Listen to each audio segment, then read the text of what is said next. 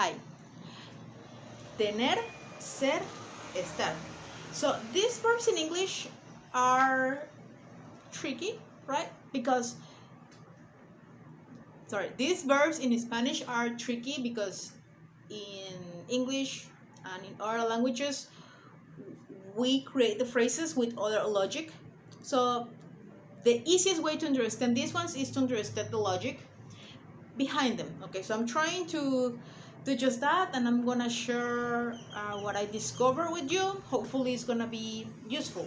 So I'm trying to use the same ideas, okay, and I'm just like using them with a different verb to see if it's easier for us to understand why do we have these three verbs. So for example, tener felicidad, ser feliz, estar feliz. So the difference here is that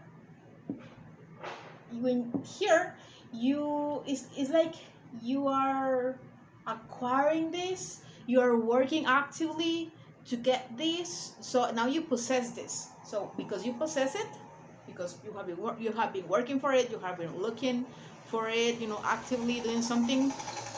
Okay, it's not that you every time you use tener is because you're actively doing that, but you're acquiring something, right? However, it might be like, for example, with the years, when we, every day we get older, so we are acquiring this time. So now in Spanish we say tengo 30 años, tengo 5 años, because I have been like getting more time, more experience, and I now that I'm 30, 31, ahora que tengo 30, 31, I can say I have experience. You can expect maybe maturity from my part, because I have this time that I have been practicing how to be a human. So that's tener felicidad or tener hambre. So I have been not eating for a while, or maybe what I ate is not enough. So tengo hambre, I possess this. Tener juventud, same idea, right? You're possessing something. So we have it. Of course, we're not going to have it forever, but now it's ours, right? So we tenemos juventud, right? Some more than others because porque tienen más edad, because they are older. So they have more years, so they lose this possession of youthful. Okay, hopefully it's useful, or hopefully this helps you understand how to use tener, which is possessing something. More examples, right? Tengo hambre, I'm hungry. Tengo frío, I'm cold.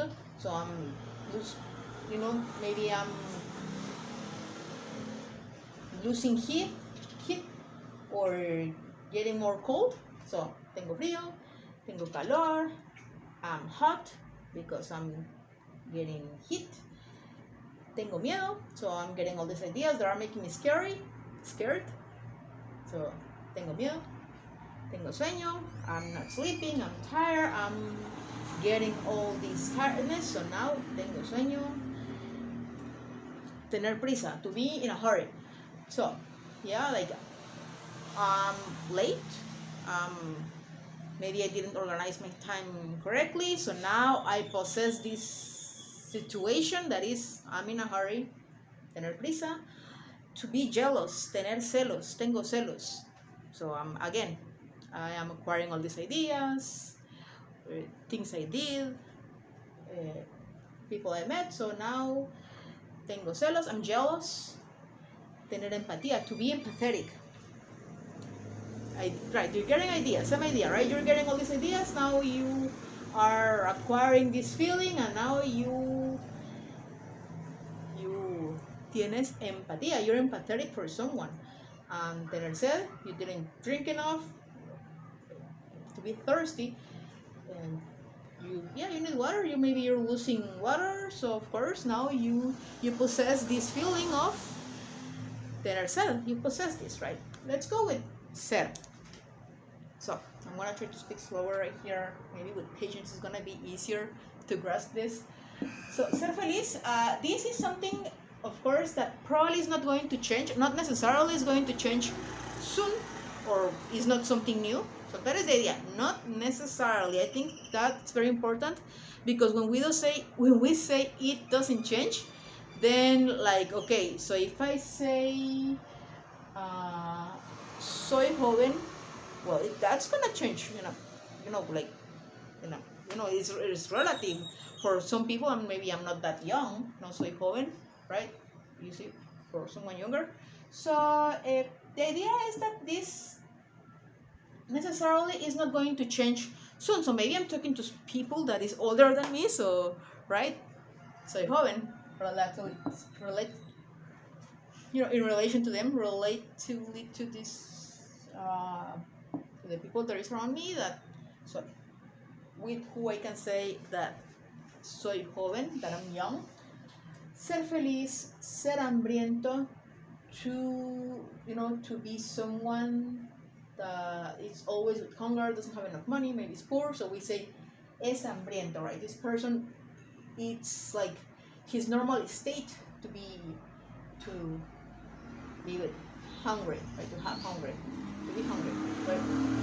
Okay, so ser feliz, ser hambriento, ser joven. More examples, right?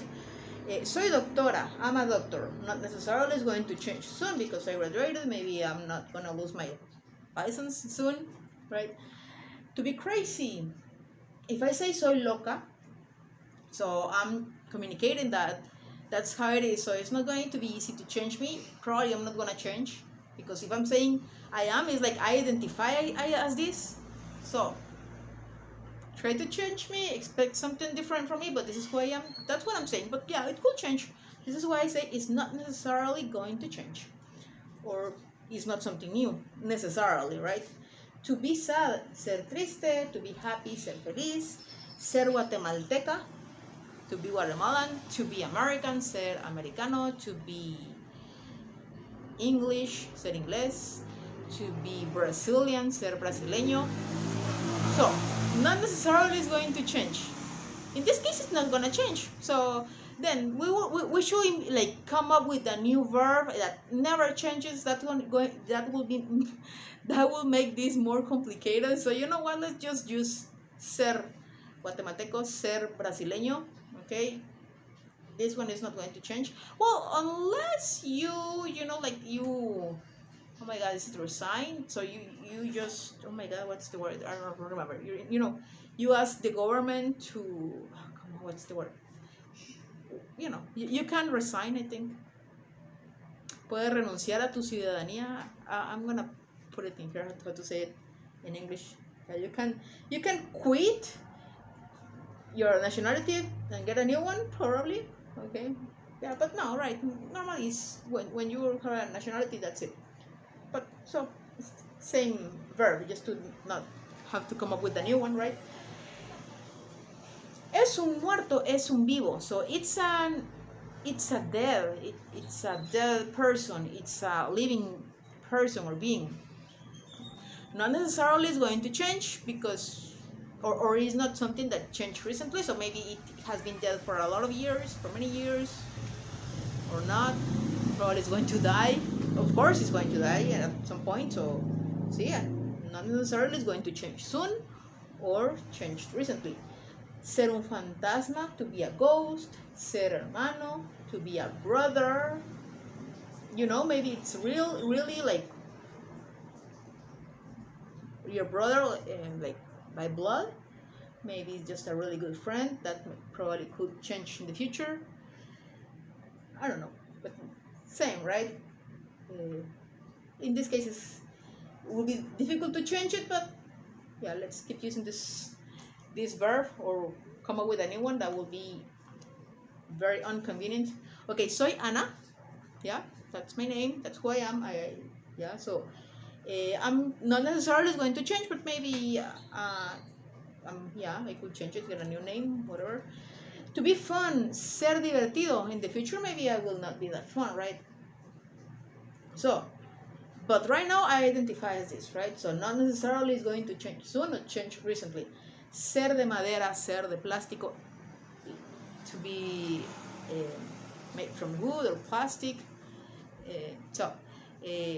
Yeah, that's not going to change. But like if I say that, La mesa es de madera. The table it's made out of wood, or it's a wooden table. Yeah, that's not gonna change.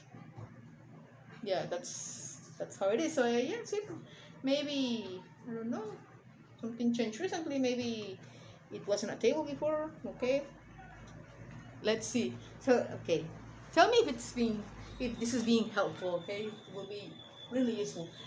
Estar feliz, estar hambriento, estar joven.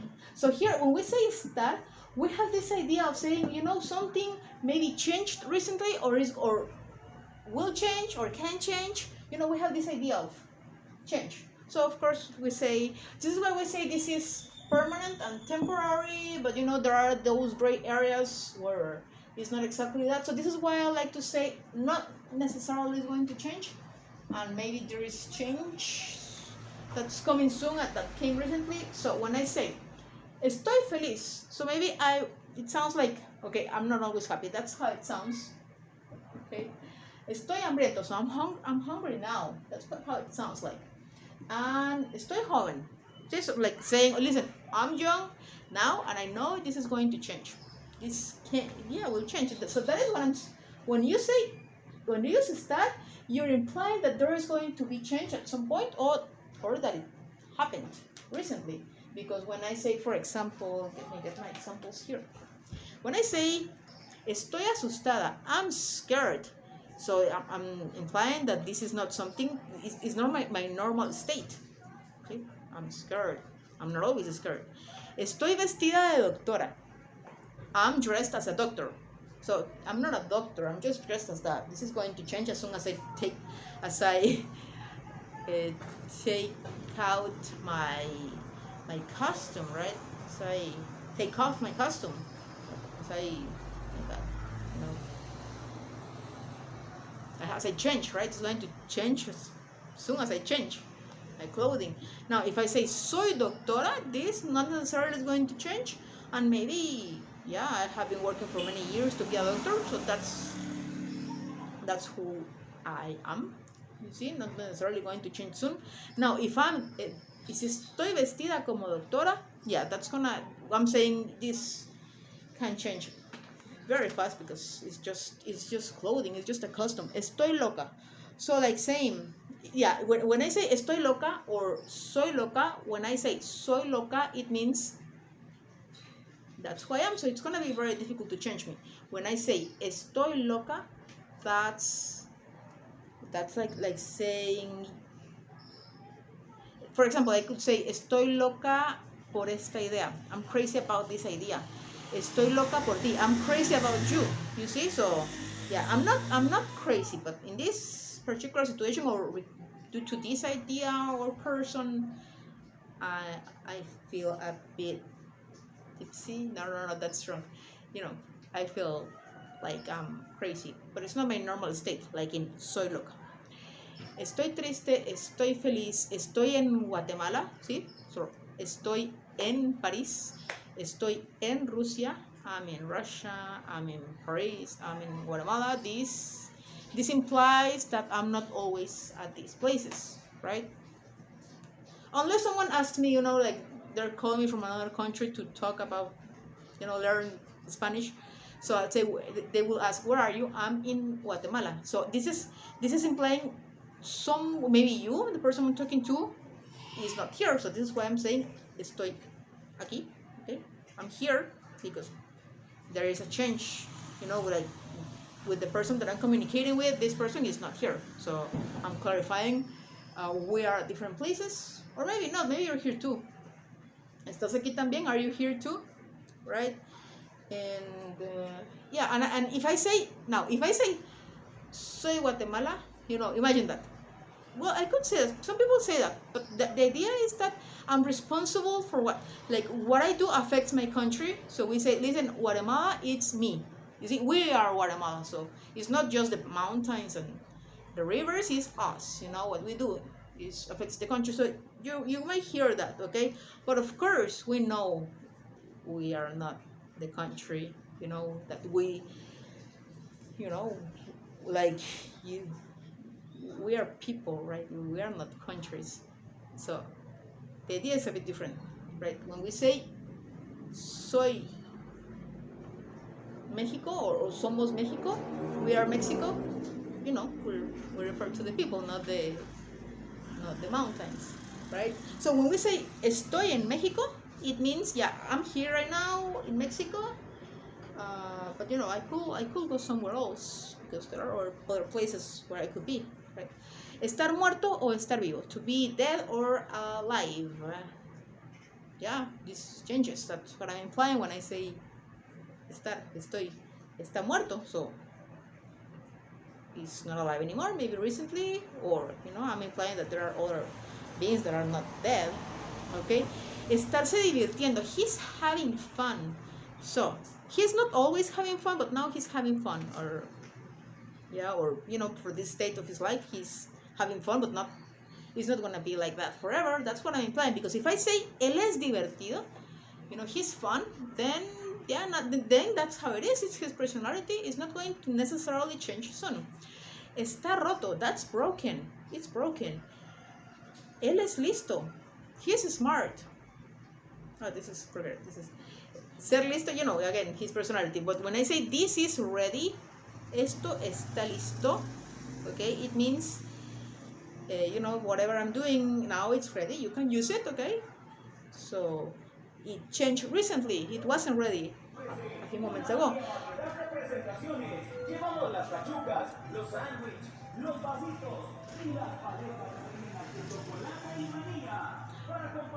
Now, if I say it's broken, está roto, so I'm implying that something changed. It wasn't broken. Está ahí, is there. You see, you can move it to a different place. It can be on different places, so by the time being, it's there. Okay. And estar joven, yeah, same. If I say estoy joven, it means that now I'm young. It's gonna change. I think I explained it before. Okay, hopefully this helps you understand these ideas a bit more. Okay, so possessing, ser means that something will not necessarily change soon or didn't necessarily changed recently, and estar implies that something changed recently or might or can change soon or will. Okay, so any questions you have, please let me know. Okay, goodbye.